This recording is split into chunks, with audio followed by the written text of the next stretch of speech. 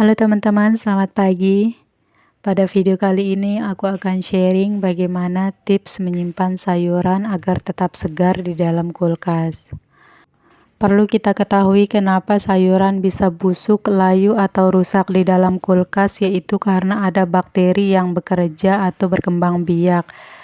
Adapun beberapa bakteri yang dapat berkembang biak di dalam kulkas antara lain Salmonella dan E. coli, teman-teman. Nah, si dua bakteri tadi ini bisa berkembang biak ketika suhu kulkas berada pada angka yang rendah atau ketika kulkas kotor, jarang dicuci. Nah, mencuci kulkas saja kita perlu tahu cara yang benar, teman-teman. Aku sudah buat tutorialnya di video sebelumnya. Silahkan kalau teman-teman mau, teman-teman bisa tonton. Oke, yang pertama tipsnya itu kita harus simpan masing-masing jenis sayuran kita dengan masing-masing kantong plastik seperti ini, teman-teman ya.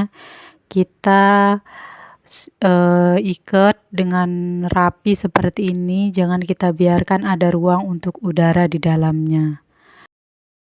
Kenapa tidak pakai Tupperware, teman-teman? Jadi kalau kita pakai Tupperware, di dalam Tupperware itu kan pasti ada ruang untuk udara, teman-teman.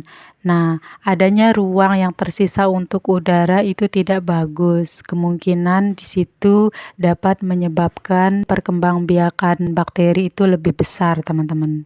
Jadi salah satu solusinya itu kita harus pakai kantong plastik seperti ini biar kita bisa meminimalisir udaranya. Yang kedua, Tupperware itu memakan ruang dan tempat, teman-teman. Jadi lebih bagus pakai kresek seperti ini ya, atau pakai kantong plastik.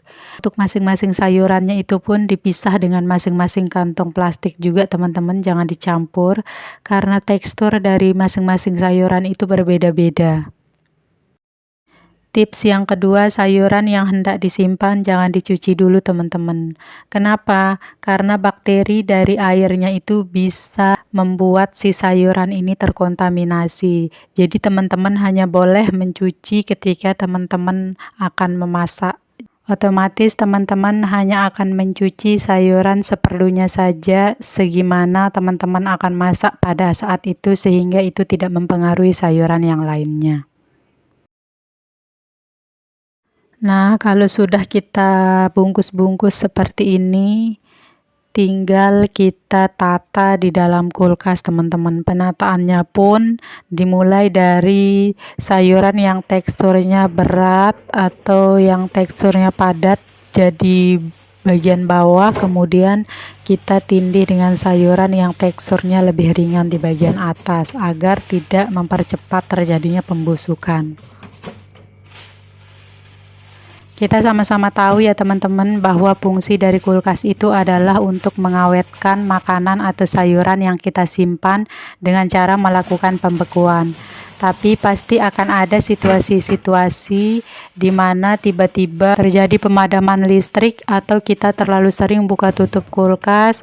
Bisa juga karena kita melakukan pengaturan suhu yang berubah-ubah setiap waktu. Pada situasi seperti itu, bakteri akan memanfaatkan momen itu untuk berkembang biak, teman-teman. Nah, untuk pengaturan suhu sendiri, aku juga udah buat videonya, teman-teman, gimana cara mengatur suhu kulkas agar si sayuran atau bahan makanan kita itu awet. Begitu ya, teman-teman, semoga bermanfaat. Terima kasih.